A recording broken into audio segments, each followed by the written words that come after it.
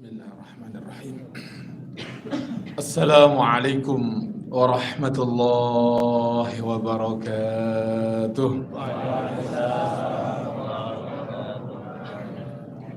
Bismillah walhamdulillah wal khairu wasyarru bimasyiatillah wala hawla wala quwwata illa billah. Allahumma la sahla illa ma ja'altahu sahla wa anta ya hayyu ya qayyum taj'alul hazna idza syi'ta sahla. Allahumma rzuqna al-ikhlas fin niyyati wal qawli wal amal. Ma'asyiral muslimin, shaimin, shaimat, sahabatku, saudaraku semuanya, semoga Allah Subhanahu wa taala selalu senantiasa merahmati, memberkahi setiap kita semua. Keluarga kita, anak istri, cucu, masyarakat kita, semoga diteguhkan keimanan dan ketakwaan kita kepada Allah Subhanahu wa taala. Hadirin yang dirahmati Allah, sedikit 5 hal karakter puasa minimal nomor 1 ini ada di seluruh praktek ibadah. Puasa secara bahasa al-imsak, menahan. Yang baru saja kita selesai lakukan, menahan. Nggak ada orang sholat makan minum, nggak ada. Menahan juga. Tidak hanya menahan makan minum dalam waktu 5 atau 10 menit. Menahan dari apapun pikiran selain khusyuk kepada Allah. Tahan semua, tinggalkan. Dan di situ godaannya ada. Ketika ditahan, ditinggalkan, yang hilang keingetan. Subhanallah, itulah dahsyatnya. Dalam sholat ada makna puasa. Dalam bersedekah, berinfak, zakat, apalagi melepaskan itu. Kita menahan apa? Menahan dari sifat ingin memiliki semuanya. Bayangkan kalau di depan rumah kita punya sebuah tempat, kolam kecil ibaratnya. Diisi dengan air yang terbaik. Air yang termahal apa coba? Diisi. Tetapi tidak pernah dialirkan, dibiarkan saja. Biarkan terus. Bahaya. Itu sama dengan rekening Anda. Dibiarkan saja, tidak pernah berbagi, bahaya. Bahaya, demi Allah, bahaya. Dan dia akan keluar sendiri dengan caranya sendiri. Entah apanya yang membutuhkan biaya yang tidak bernilai pahala. Pasti itu udah rumusnya seperti itu.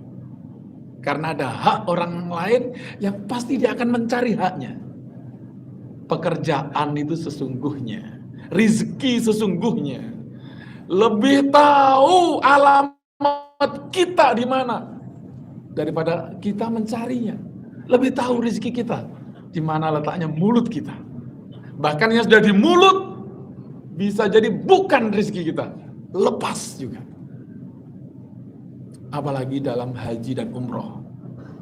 Makna karakter puasa lebih banyak lagi.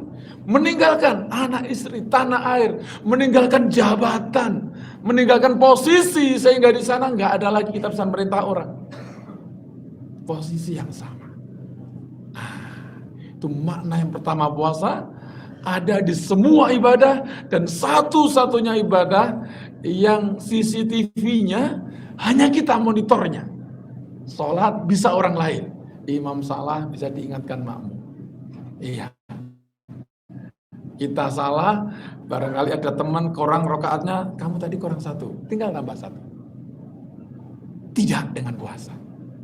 Hanya puasa, CCTV-nya hanya kita sendiri. Makanya kemampuan pengendalian diri adalah makna tertinggi puasa. Dan karena itulah maka Allah sebutkan as-saumuli. Puasa itu ya hanya untukku. Allah yang bisa melihat. Enggak ada bedanya yang puasa dengan yang kagak. Enggak ada bisa. Wa ana ajzibi. Maka ibadah-ibadah yang lain yang sifatnya adalah tidak wajib ya.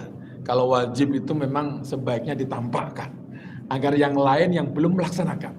Tetapi yang tidak wajib, yang afdal, sebaiknya tidak begitu ditampakkan. Iya, siri. Ya, bukan nikah siri ya. Siri. Nah, memberi seolah tangan kanan beri, tangan kiri tidak mengetahui. Itu dahsyat.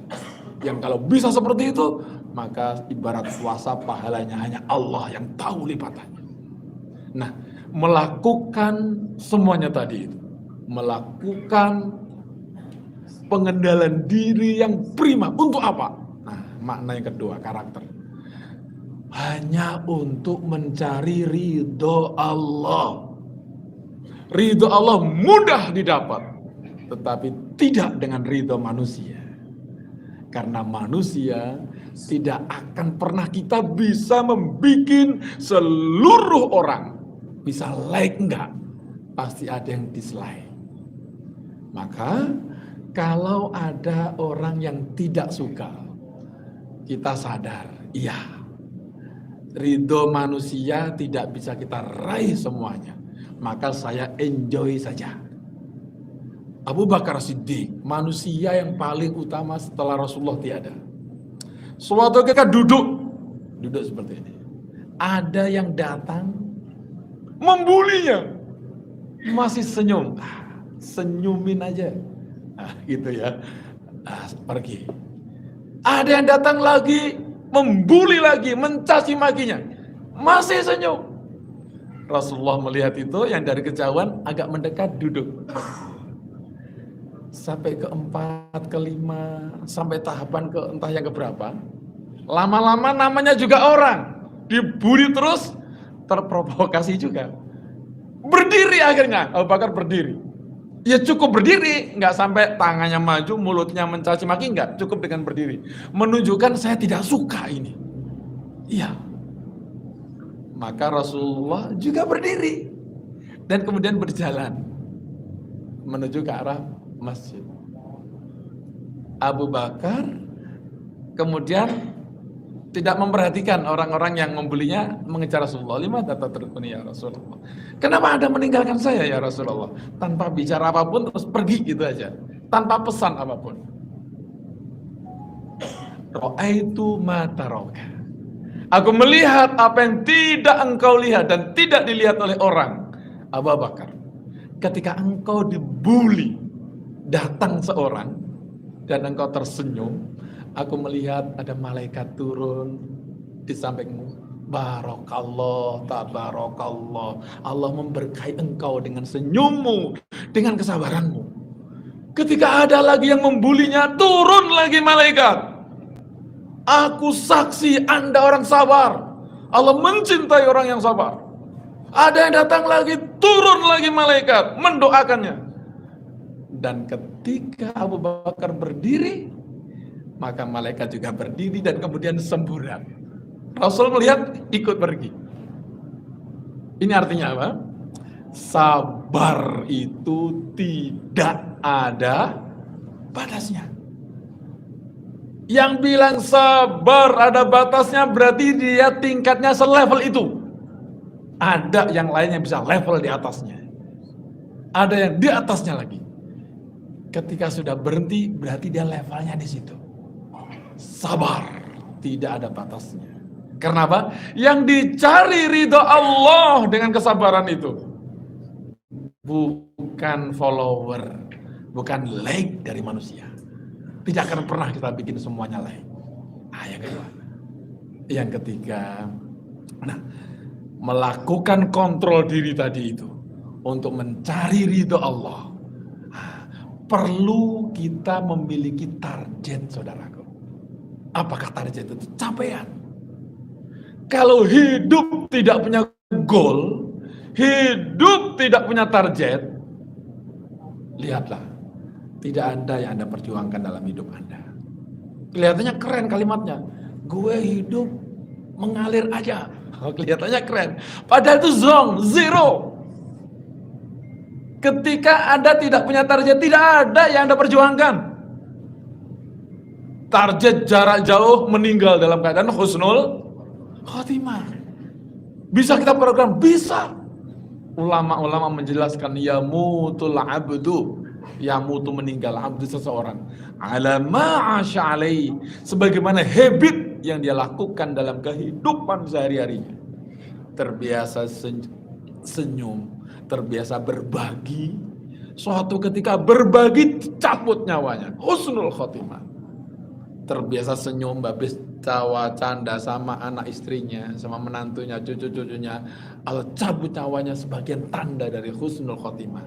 Membahagiakan keluarganya. Nah, jangan salah.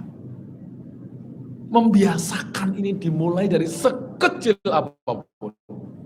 Makanya Ramadan dianggap bulan yang luar biasa karena nggak ada yang dianggap kecil di Ramadan itu.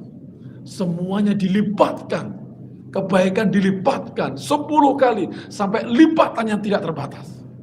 Maka Rasulullah sebutkan khairus sedekah fi Ramadan.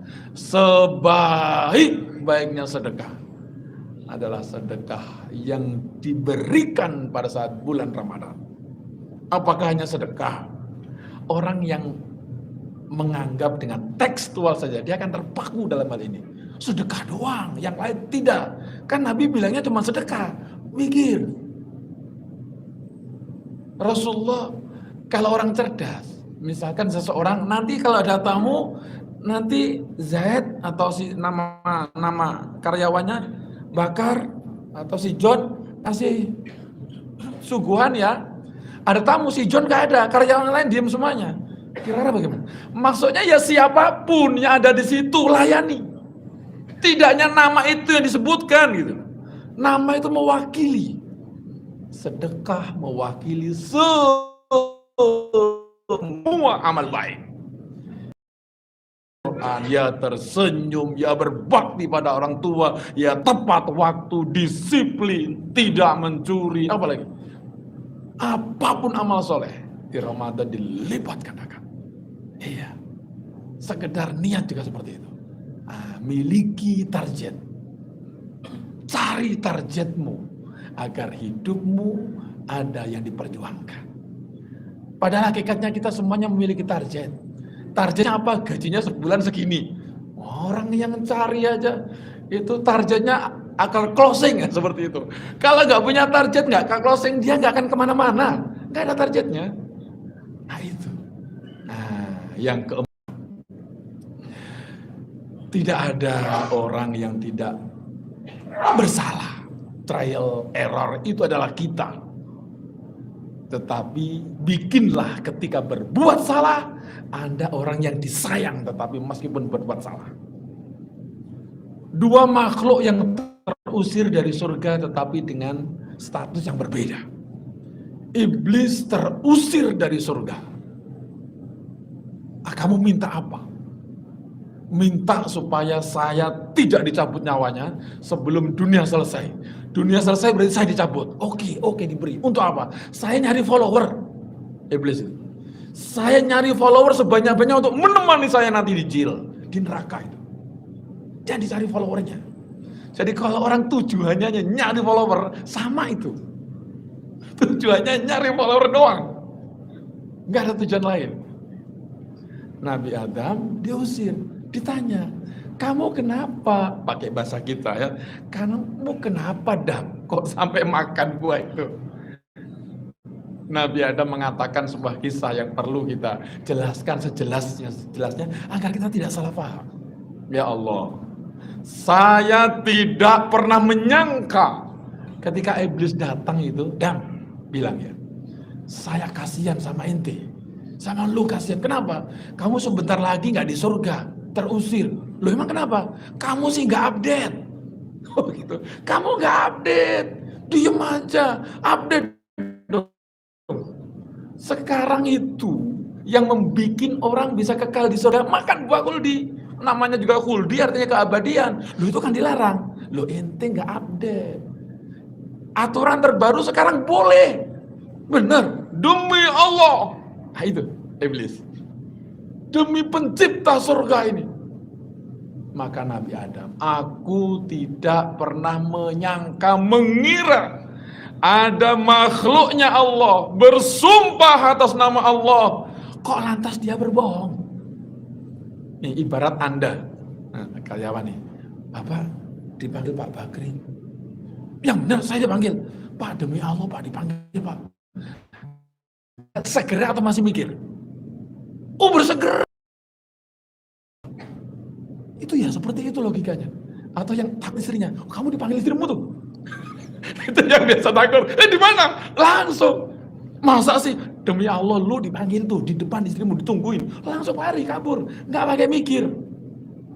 Itulah kisah Nabi Adam. Subhanallah. Tetapi keluarnya disayang sama Allah. Dikasih, kamu baca ini. Ibaratnya orang tua. Orang tua yang komitmen, disiplin, ini harus yang kita harus tegakkan. Punya aturan, kalau melanggar ini maka anak harus skors, keluar dari rumah 1 semester. Kamu harus keluar. Nah, kita sudah bikin aturan, hitam di atas putih. Tetap kami harus keluar. Gimana ya? Keluar. Nggak bisa enggak. Nih, aku bekalin nih ATM. Oh, dibekalin. Kamu keluar nih, tak kasih ATM. Ini isinya 1M. Itu sudah aku tuliskan di situ nomor PIN-nya. Udah gunakan sebaik-baiknya. Keluar. Disuruh keluar tapi disayang. Penegakan hukum.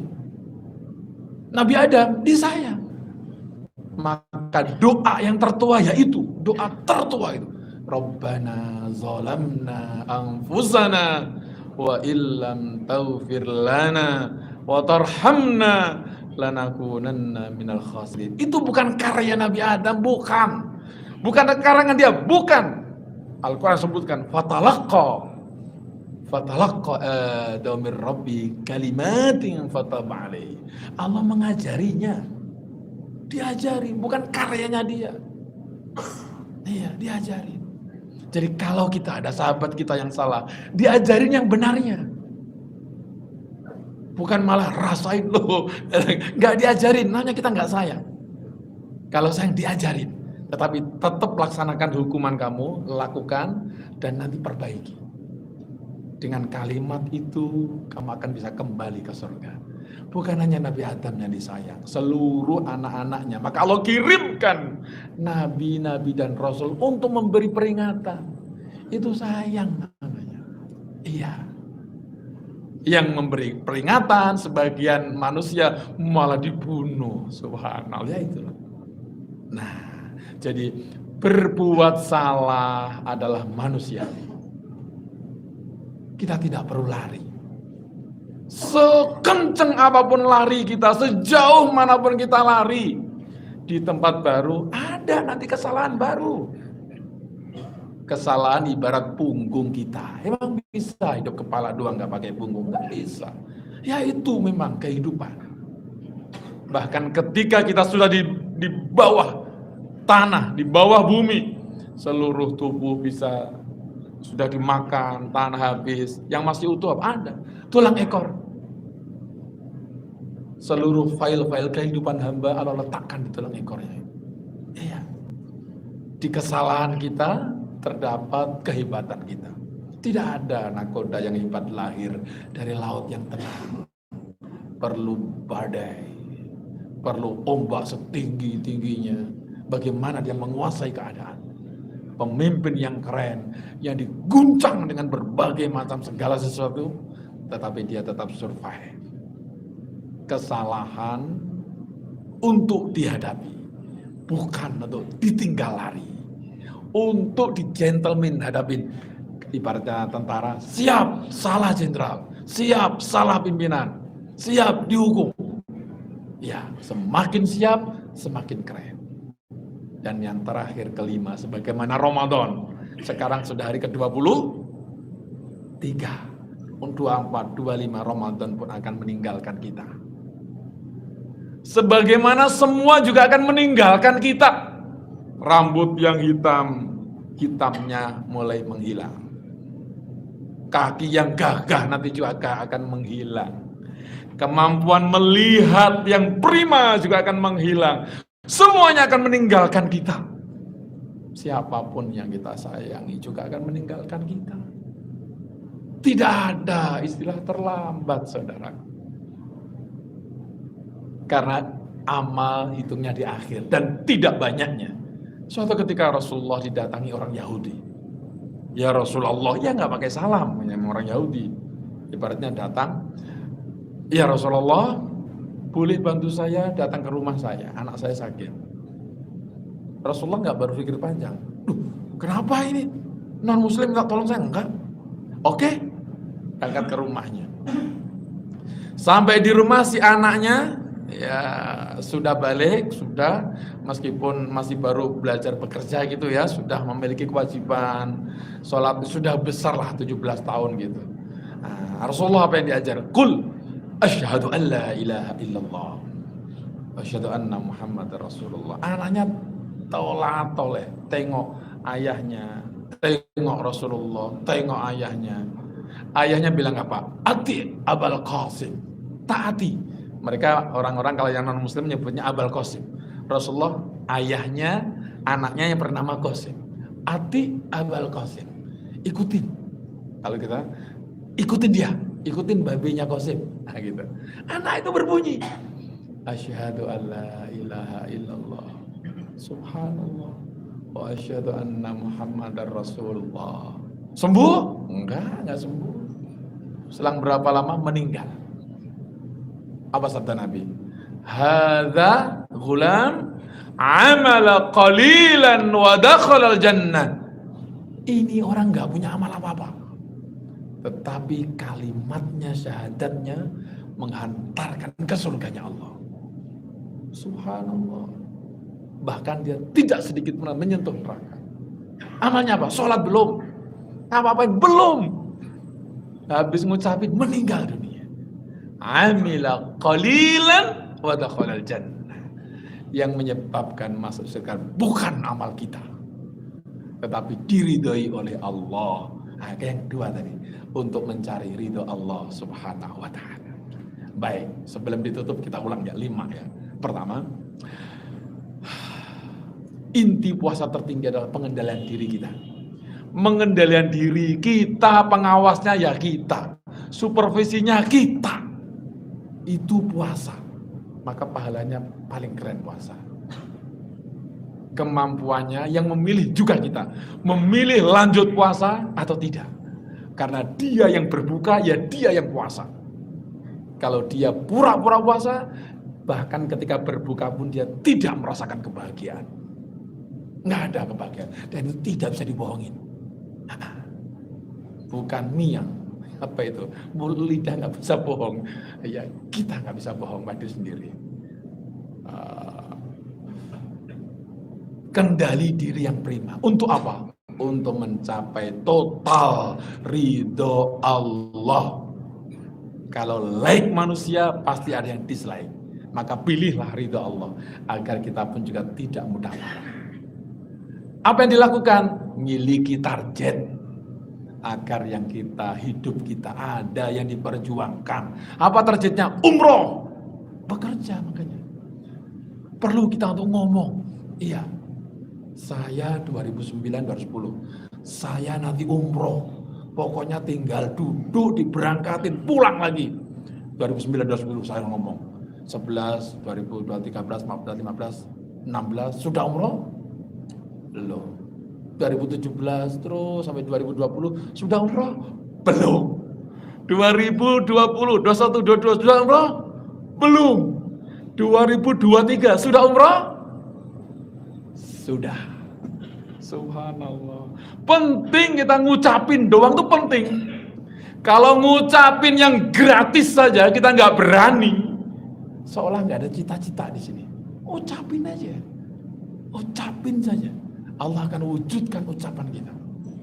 Amal baik minimal ada poinnya. Ucapkan saja. Saya umroh ya Allah, diizinkan ya. Haji ya Allah, diizinkan ya Allah. Ucapin aja. Miliki target. Dan ketika melakukan semuanya itu, kontrol diri, mencari ridha Allah, miliki target. Kita tidak akan pernah bisa benar terus. Iya, bola ya nggak bisa lurus, ya kanan kiri, kadang mundur belakang lagi. Yang penting nanti intinya gol. Tidak ada yang salah terus, tidak ada yang benar terus. Ya benar ya salah, itu kehidupan. Hadapi tantangan, hadapi kesalahan dengan gentle. Anda semakin hebat. Dan semuanya itu akan meninggalkan kita. Maka gunakan semuanya ketika masih ada, beramal soleh. Semoga semuanya husnul khotimah. Berdoa ya. Oke.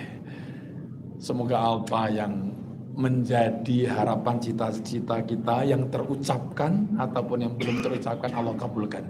Ala hadiniyah wa ala kulli niyatin salihah li ridha Allah ta'ala bi syafaati Rasulillah. Al-Fatihah.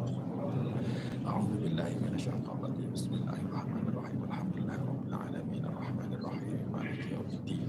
Iyyaka na'budu wa iyyaka nasta'in. Ihdinas siratal mustaqim. Siratal ladzina an'amta 'alaihim ghairil maghdubi 'alaihim waladdallin. Amin. Bismillahirrahmanirrahim. Alhamdulillah rabbil alamin. Hamdas syakirin, hamdas sabirin, hamdas shaimin, hamdal mustaghfirin, hamdan yuwafi ni'amahu wa yukafi mazidah. Ya Rabbana lakal hamdu wa lakal syukru wa lakal mulku kama yanbaghi li jalali wajhikal karim wa 'adil sultanik. Allahumma shalli wa sallim wa barik ala habibina wa syafi'ina wa qurrati a'yunina sayyidina wa maulana Muhammadin 'adada ar-ramlir rafiq. Salatan taj'aluna min ahli ta'ati wat taufiq wa tuballighuna biha hajj ila baitil 'atiq wa tarzuquna ziyarata qabr sayyidina maulana Muhammadin sallallahu alaihi wasallam wa sahibihi Abi Bakr as-Siddiq wa Umar al-Faruq wa tusahhilna husnat tariq wa taj'alna husnal rafiq bi rahmatika ya arhamar rahimin. Allah taqabbal minna salatana wa siyamana wa ruku'ana wa sujudana wa qiyamana wa tadarru'ana wa takhashshu'ana wa tammim taqsirana bi rahmatika ya arhamar rahimin. Allahumma astur auratina wa amin rawatina waqfina ma ahammana wa qina syarra ma natakhawaf. Allahumma anzilir rahmah wal barakah wa sakinah fi maktabina, fi madrasatina, fi dzurriyyatina, fi majlisina, innaka ala kulli syai'in qadir. Allahumma arzuqna husnal khatimah. Rabbana atina fid dunya hasanah wa fil akhirati hasanah wa qina adzabannar. Subhana rabbika rabbil izzati amma yasifun wa salamun alal mursalin walhamdulillahi rabbil alamin.